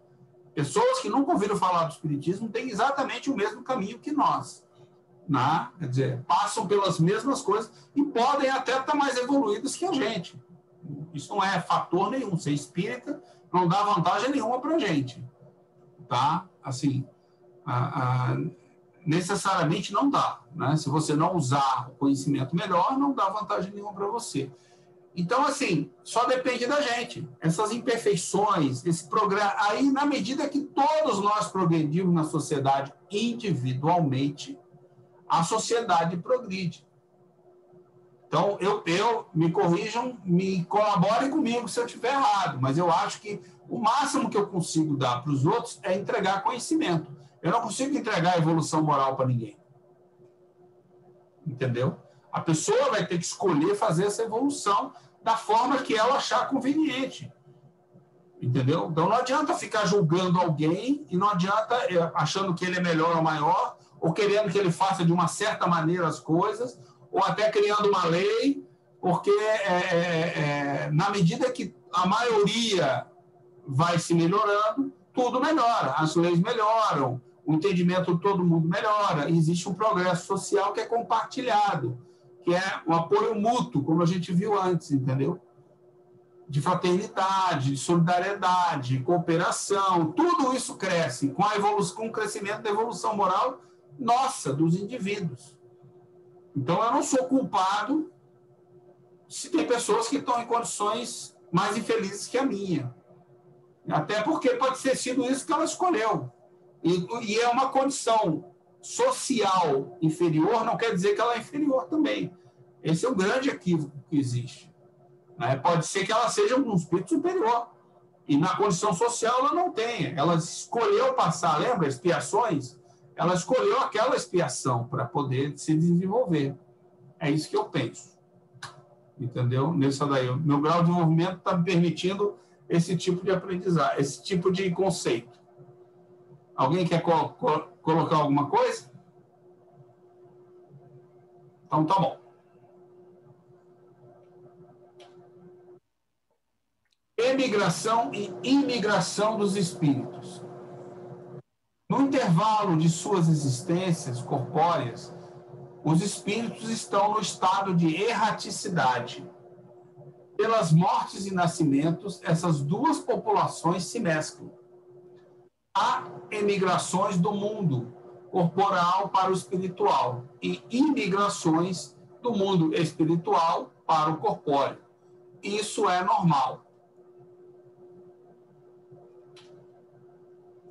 Em certas épocas, reguladas pela sabedoria divina, essas emigrações e imigrações ocorrem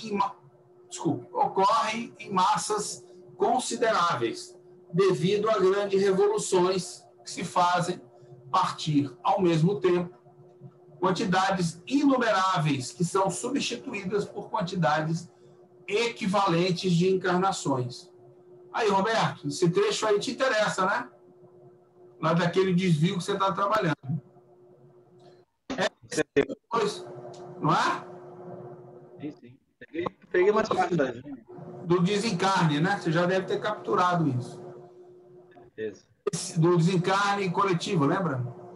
É preciso, pois, considerar flagelos destruidores e os cataclismos são ocasiões de chegada e partidas coletivas, meios de renovar a população corporal do globo, pela introdução de novos elementos espirituais mais depurados. Em vez de partirem isoladamente, partem em quantidade.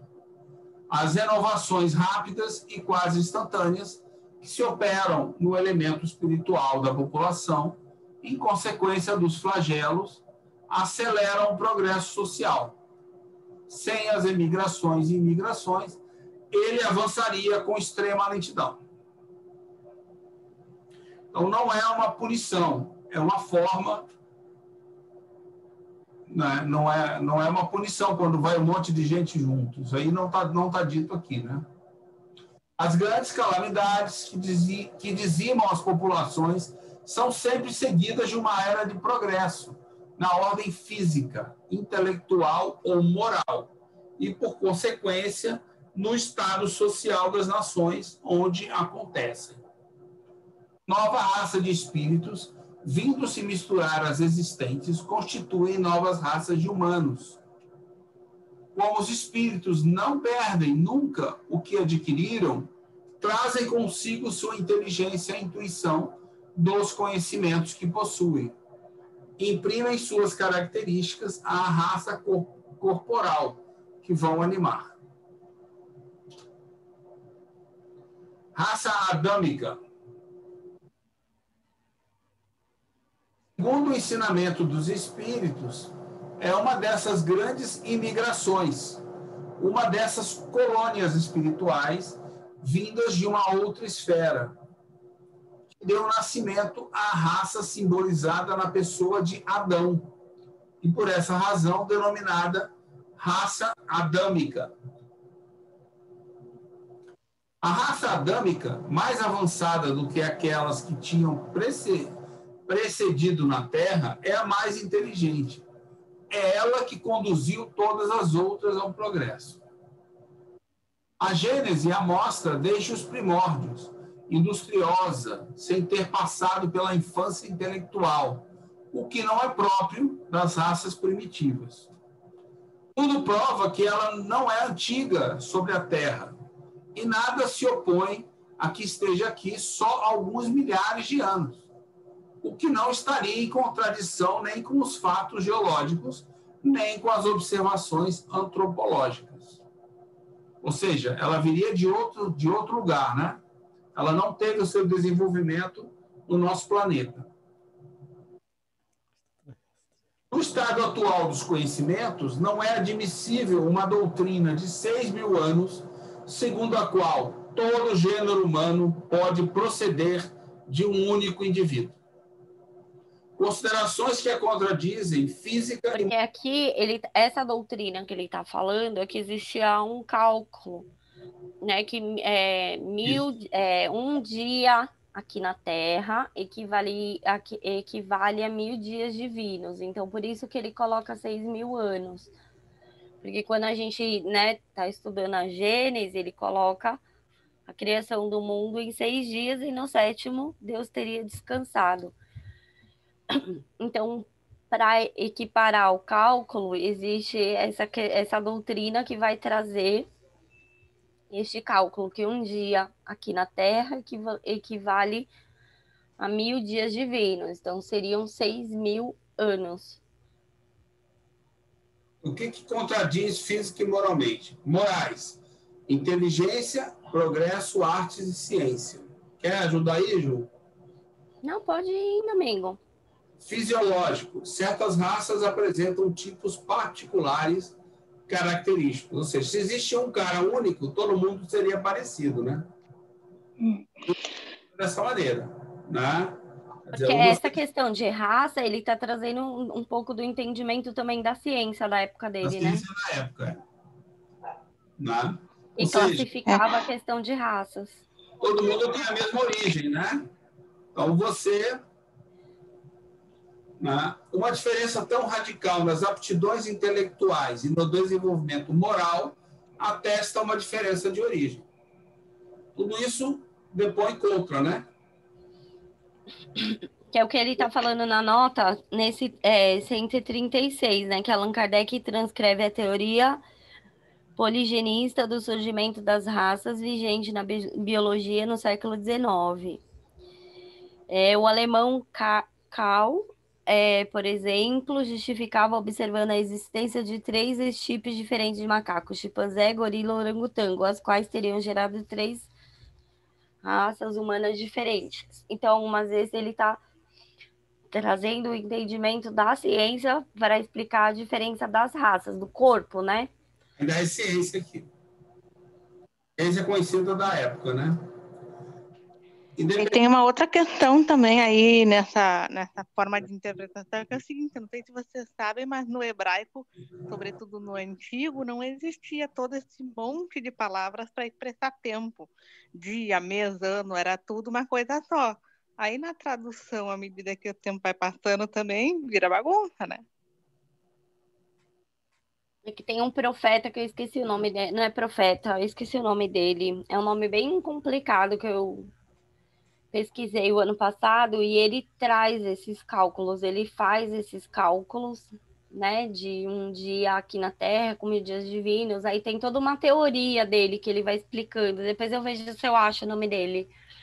Por isso que eu citei, né, essa questão de tempo, porque a ciência vem desconstruir essa ideia, né, que foi o que a gente estudou lá no esboço geológico da Terra, essa questão de 6 dias, e vem colocar tudo por períodos, né, os períodos geológicos.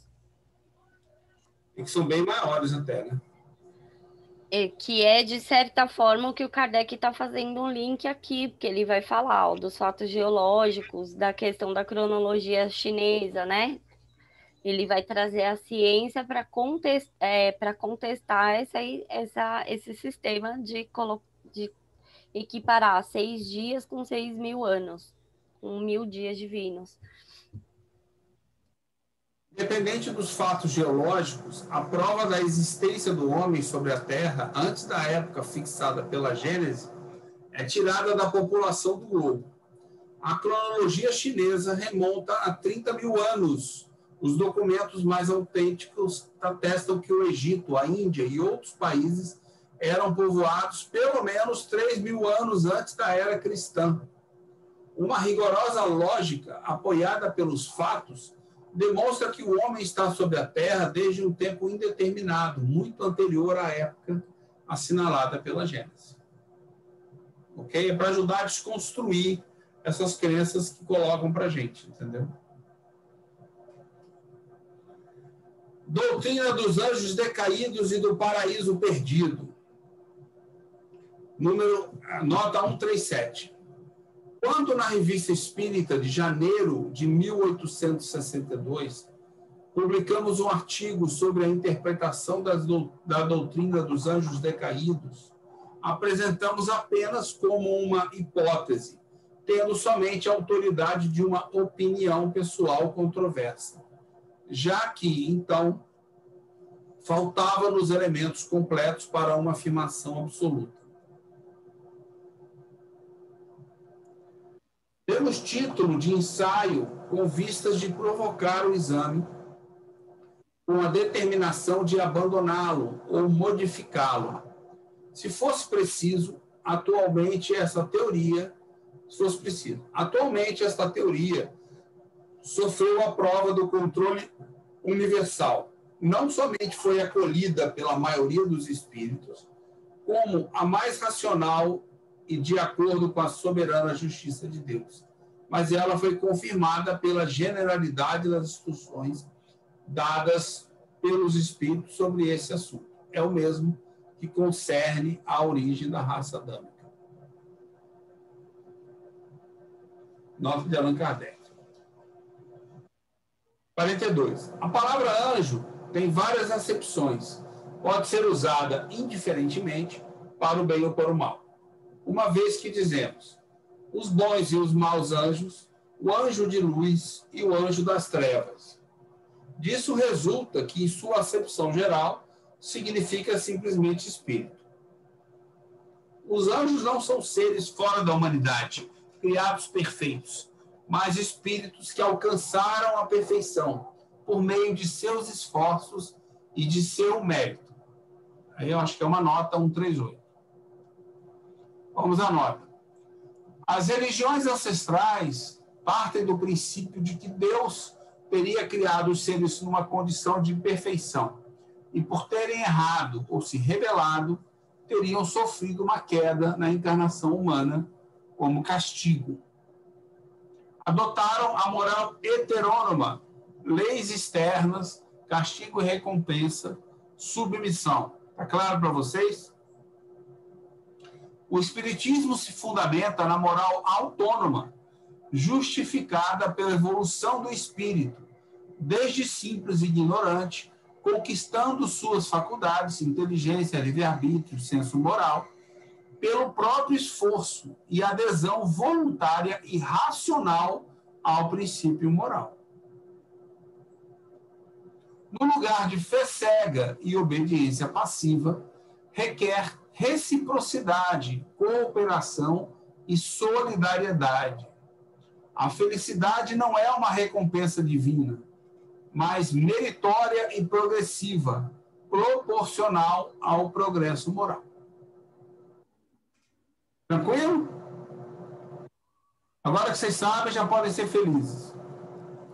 É isso? Aí, o Sérgio já está feliz ali, está com um sorriso lindo no rosto. Já ficou feliz, já acabou com as imperfeições. Não. Né? Então... Fica mais fácil para pôr em prática, né?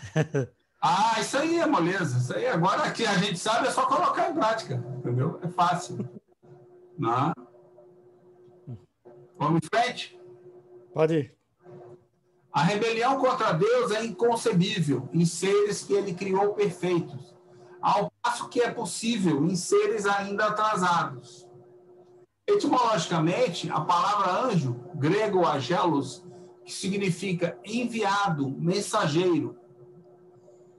Até que os espíritos tenham atingido certo grau de perfeição, estão sujeitos a falir, seja no estado de erraticidade, seja de encarnação. Você pode errar dos dois lados, né? A gente ninguém aqui fica perfeito porque virou espírito desencarnado. Então, pode abandonar essa esperança, isso é exatamente o mesmo. Falir é infringir a lei de Deus, que está escrita no coração de todos os homens, a fim de que não tenham necessidade de revelação para conhecer seus deveres. Porque dentro do entendimento espírita, um espírito que é perfeito, ele já tem um entendimento das leis de Deus, né, dos atributos de Deus, de como das leis que regem o universo. Então, não tem lógica, né, a gente pensar que um espírito que alcançou, né, um grau de perfeição relativa, que ele tenha se revoltado contra Deus, entrado num estado de revolta que é muito comum a nós, espíritos que ainda estamos num processo de desenvolvimento e ainda buscando o entendimento, né, das leis que regem a vida espiritual. Né? A gente ainda não tem pleno desenvolvimento das capacidades, das faculdades para ter esse entendimento completo. Mas imagina Você imagina Jesus, né? Vamos pegar esse exemplo, se revoltando contra Deus, batendo o pé. Por que que você me fez descer lá na terra com aqueles ingratos que me crucificaram? Isso não é justo. Você não me ama, Deus. Por que que você fez isso comigo? Igual muitas vezes a gente questiona, né? Imagina Jesus, né? Com a sua envergadura, com o seu entendimento, né, brigando, discutindo com Deus. Então, seria ilógico, né, um espírito que alcançou esse entendimento, ele entrar em sentimentos de revolta, de rebelião, em vingança, né? Não é compatível com o entendimento que o espiritismo nos apresenta. Mas, né, para espíritos que ainda não atingiram um certo grau, né, e isso é uma possibilidade, né, de você falir, de você infringir essa lei. Então, é nesse sentido que a gente pode refletir. Isso aí. O espírito só a compreende gradualmente. É à medida que sua inteligência se desenvolve. Quem infringe essa lei por ignorância e falta de experiência, a qual só vem com o tempo, apenas incorre em uma responsabilidade relativa. Mas aquele cuja inteligência está desenvolvida, desrespeita a lei voluntariamente e pratica o mal, incorre em uma revolta, uma rebelião contra o autor da lei. Ok? Então, simples e ignorante é uma coisa. Mas se você já se desenvolveu, é outra coisa, diferente. Se você tem um entendimento do bem e do mal. Quando desenvolve a inteligência, a gente passa a compreender o erro que a gente está cometendo. É natural que você sofra por isso. Você sabe o que está fazendo. É você que está fazendo. Você que escolheu. Seu livre... Mas você sofre. Você escolheu o sofrimento. Ninguém impôs a você, em hipótese alguma, né? E você pode chegar a um ponto onde você até vai à revolta, né? No caso, contra Deus é natural, né? Por que esse cabra fez isso comigo? O que eu fiz, né?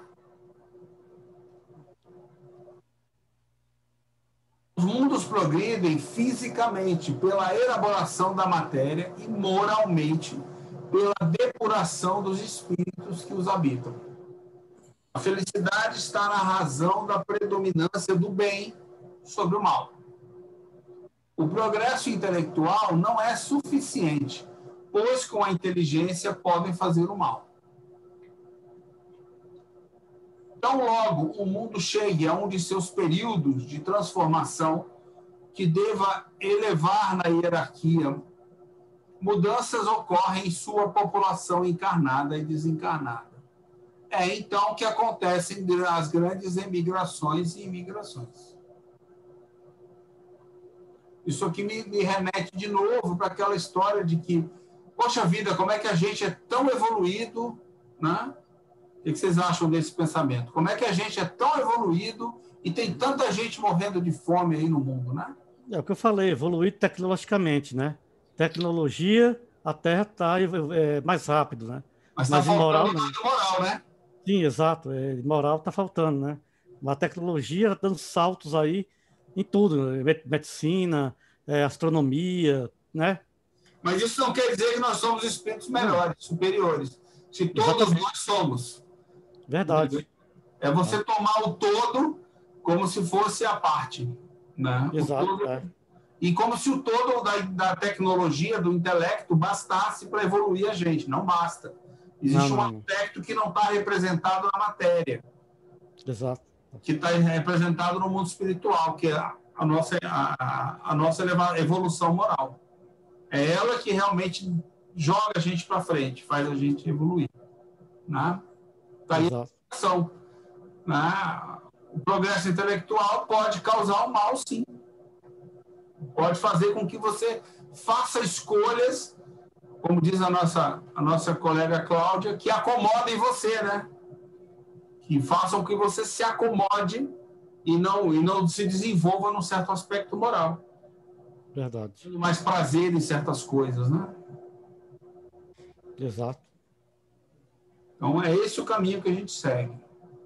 Aqueles que, apesar da sua inteligência e saber, perseveram no mal e sua revolta contra Deus e suas leis, serão, daí para frente, mais um entrave para o progresso moral. É por causa disso que são excluídos e enviados para mundos menos adiantados. Lá aplicarão sua inteligência e a intuição de seus conhecimentos adquiridos para o progresso daqueles entre os quais são chamados a viver, ao mesmo tempo que expiarão em uma série de existências penosas e por um trabalho árduo suas faltas passadas e seu endurecimento voluntário. Quer dizer, quem escolheu isso foi ele, ninguém impôs isso a ele. É você que escolheu ficar ali na revolta e se negar a usar o conhecimento para fazer o bem. Então, você não obteve evolução moral.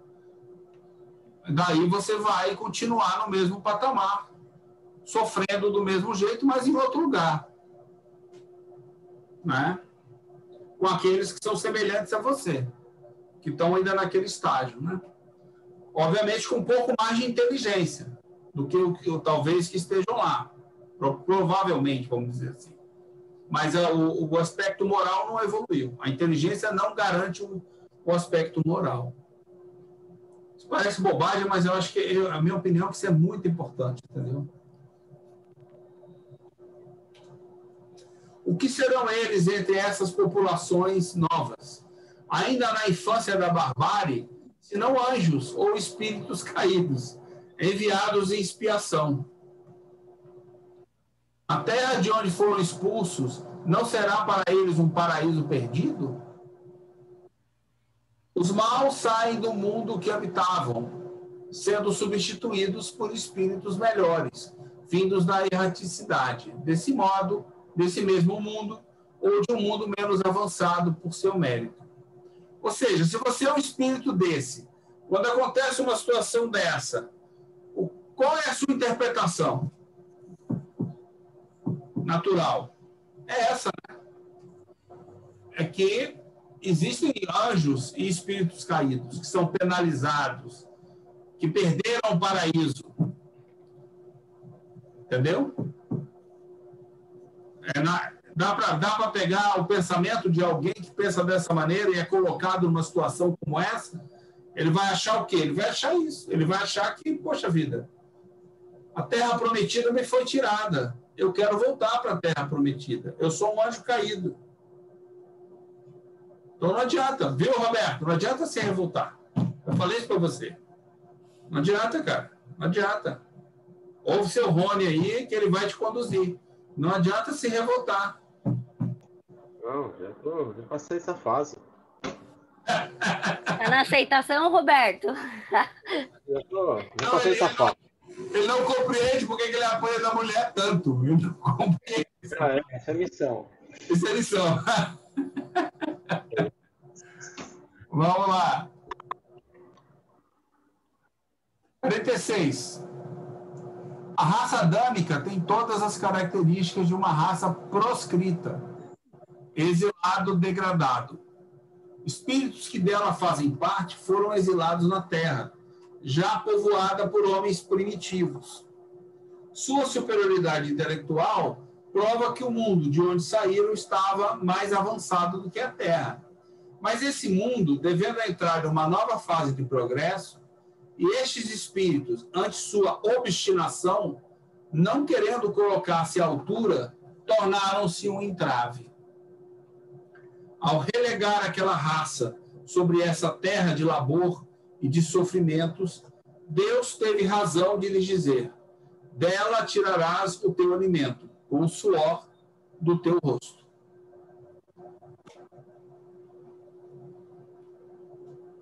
Em sua bondade, prometeu um Salvador, isto é, aquele que deveria esclarecê-la a respeito da rota a seguir.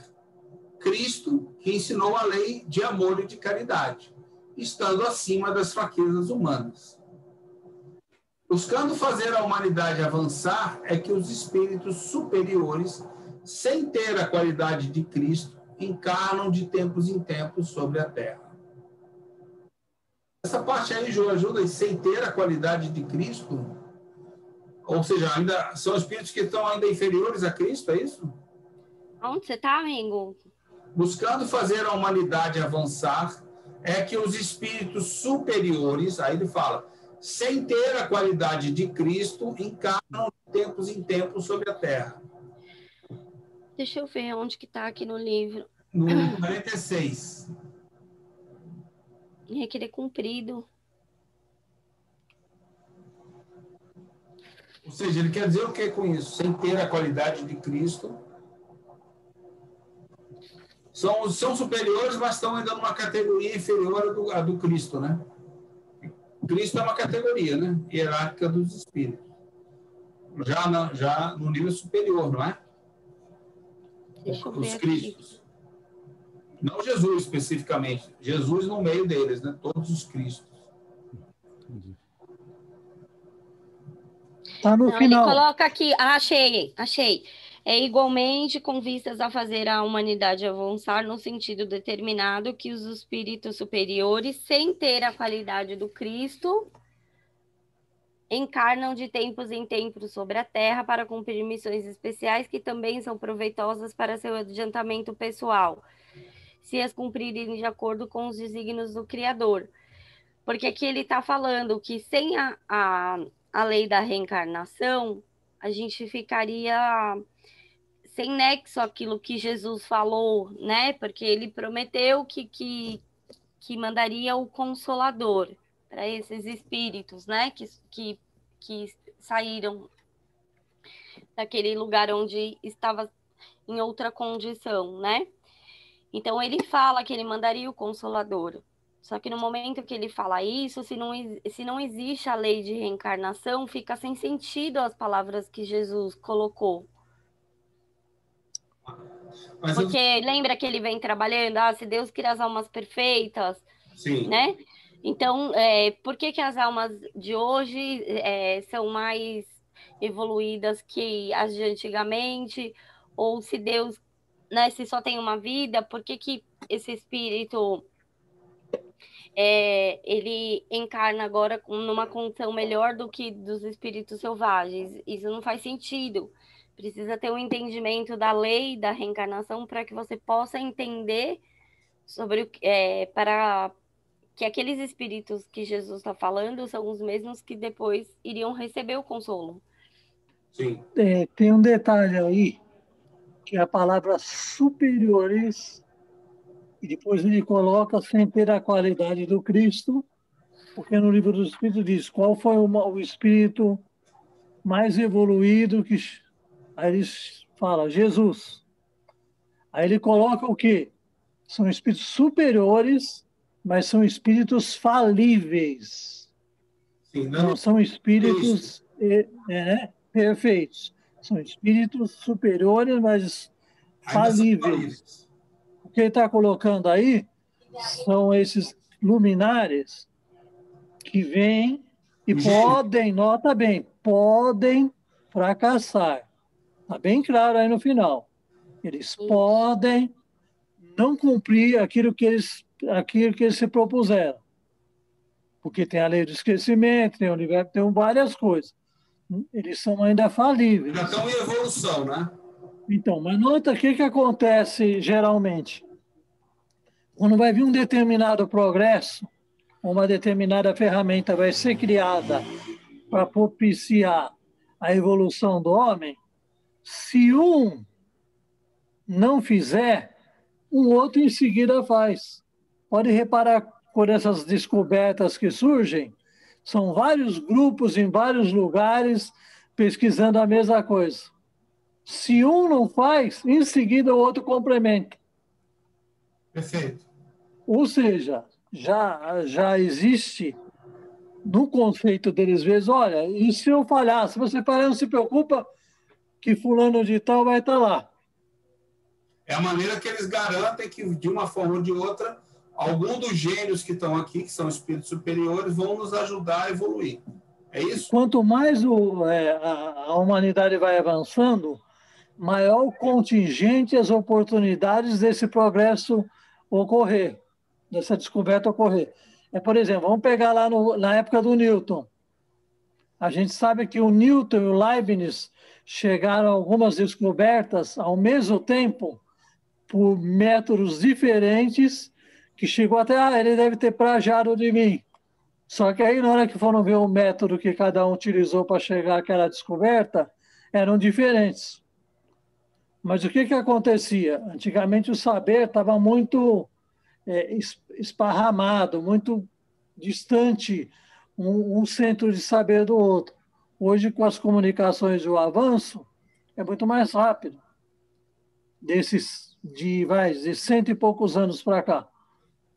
Pega o avião, por exemplo. Descobriu quem? Né? Quem que colocou a nível de nada ser escondido? Santos Dumont. Mas quantos não estavam trabalhando nessa descoberta? Perfeito. Não, inclusive, Santos Dumont se valeu da descoberta de muitos outros, né? Trocando ideias. Sim, mas sempre foi assim. A diferença do Santos Dumont... Ele não inventou do nada sozinho, trancado no laboratório. A diferença do Santos Dumont para os irmãos Wright foi o seguinte: quem que fez tudo às claras e mostrou para todo mundo? Foi ele. Foi ele. O outro diz, mas teve aquela coisa do egoísmo. Eu quero a patente. Mas o Santos Dumont não patenteou. Eu quero me beneficiar. O Santos Dumont não patenteou. Ele entregou a invenção dele, né? Essa que é a diferença. Talvez os irmãos Wright, em termos de aerodinâmica, por causa que eles tinham aquela ideia da catapulta que funcionava o início ali, eles tinham mais domínio aerodinâmico depois que a aeronave estava no ar do que as aeronaves do Santos Dumont. Mas o problema deles foi isso, eles fizeram tudo escondidinho. Então, se sabiam ou não, quem que vai saber? Interessante. E é por isso, aí quando ele coloca da questão do Cristo, né, ele vem falar que ele está falando para as mesmas almas. Por isso que antes Kardec vai trabalhar a questão da encarnação e da reencarnação. Sim. É uma evolução, né? Todos chegaremos lá, né? Aí acho que tem mais 2 slides para a gente finalizar. Então vamos acabar. Se essas são novas, não podem ser manchadas pela falta cometida pelo primeiro pai. Senão, Deus teria criado almas maculadas por uma falta que não cometeram. Dizendo eu sou responsável, né, que ele está falando pela questão do Adão em si, né? Isso não estaria de acordo com a justiça de Deus, mas e sim uma falta individual minha. Se eu vim, né, para esse mundo, é uma responsabilidade minha. Isso. A forma como eu vim é minha responsabilidade somente, não de mais ninguém. Dizendo que todas essas almas faziam parte da colônia de espíritos exilados na Terra no tempo de Adão, essa seria a única interpretação racional do pecado original. Pecado próprio de cada indivíduo, e não o resultado da responsabilidade pela falta de um outro que jamais conheceu. Afirmando que tais almas ou espíritos renascem diversas vezes na Terra, na vida corporal para progredir e se depurar, que Cristo veio para as esclarecer não apenas suas vidas passadas, mas também as futuras, e somente assim estará sendo dada a sua missão um papel real e aceitável pela razão. À primeira vista, a ideia de decaídos parece em contradição com o princípio de que os espíritos não podem regredir. Mas é necessário considerar que não se cogita de um retorno ao estado primitivo. O espírito, embora em uma posição inferior, não perde nada daquilo que adquiriu. Seu desenvolvimento moral e intelectual é o mesmo, qualquer que seja o meio onde seja colocado. Tranquilo? Tá tranquilo, né? Todo mundo em silêncio. Está decaído do ponto de vista social, porém não se tornou nem estúpido nem ignorante. O pecado original, considerado como a responsabilidade pela falta cometida por outro, é um contrassenso e a negação da justiça de Deus. Mas, considerando como consequência de uma primitiva imperfeição do indivíduo, não somente é admitido pela razão, como também a responsabilidade derivada dele está em total conformidade com a justiça. Percebem o aspecto da justiça divina? Tem alguém falando pelo chat aqui. Foi a Mel. É o vaginal, Mel? Ela tá muda hoje. Vou ter que sair. Tá, bom final de semana para todo mundo. Pronto. Ok? Esse entendimento é importante de hoje, né? Começou a fazer a conexão com a responsabilidade que a gente assume e pela liberdade que nos é permitida. Permitida não, que nos é devida, a gente construída por nós, né? Somos nós que construímos essa liberdade evolutivamente, né? O livre-arbítrio é construído, ele não é dado para nós. Esse é o último slide. Todo mundo entendeu tudo, né? Então, na aula que vem, eu vou escolher um para refazer esse capítulo inteiro, tá bom? Tranquilo? Certo? Então, tá bom. Quem se calou, consentiu aí, tá? Então, esperem prova na próxima aula. Bom, vamos agora heteronormalmente, como sempre, né? Eu estou tranquilo, a aula que vem você não vai estar aqui. Pois é, mas você vai estar, você é meu representante. A aula que vem eu vou estar doente, lembra? Eu vou estar muito doente na aula. Talvez eu mande um amigo meu, como é que é? O Centauro, ele venha para cá participar. Aí vocês... Ele não gosta de mostrar muita cara, não, mas ele vai aí, depois ele me conta o que aconteceu. Mas eu não vou poder vir, porque vai ter umas discussões bem desagradáveis aí, que eu não concordo. Amigo. O quê? Ó, deixa eu te falar. A gente vai ter que escolher. Ou a gente vai seguir, ver para o pessoal votar, ou a gente segue no capítulo, porque o capítulo da Gênese Mosaica, ele dá 2 semanas, mais ou menos. Né? Resumindo, o Sátiro só volta ano que vem. Ele se expulsou do grupo. Mas o meu amigo Centauro virá, entendeu? E aí a gente pode marcar, sei lá, num horário diferente, fazer o estudo da questão do espiritualismo que a gente tinha combinado.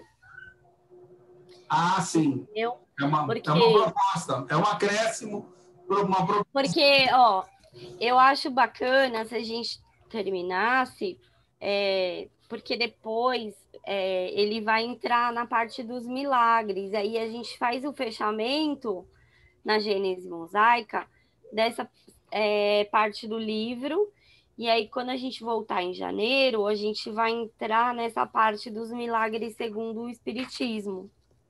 Então tá bom. Então, e aí já é o capítulo dos milagres. Aí a gente acrescenta mais uma aula, então. Não, então, aí a gente teria sábado que vem, que é dia 12, e no outro que eu acho que é 19, acho que é dia 20, se eu não me engano. Sim. A gente teria 2 sábados para concluir o capítulo da Gênese Mosaica, aí a gente teria Natal e Ano Novo, e aí a gente volta, talvez, na segunda semana de janeiro, que acho que é o espiritismo, o espiritualismo racional.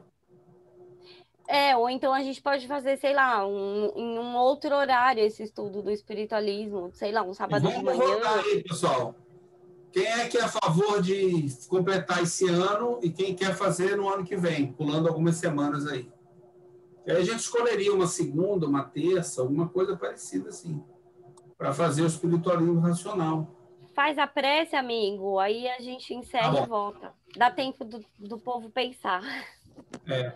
Bom, quem é que vai fazer a prece de encerramento aí, por favor? autonomamente qual voluntário que vai se candidatar aí. Não adianta ficar escondido no escuro aí não, viu? Tipo... É esses que você chama, né? Que tá com a câmera chamar, fechada. Eu vou chamar, hein? Então, bem, sou bom para a família. O senhor pode, por favor, abrir o microfone aí e fazer, ó. A Cláudia abriu, tipo, tô ali, tô fora. A Cláudia se materializou ali, ó. Meu Deus, vocês disseram que era o contrário. Não, quem aparece não é chamado.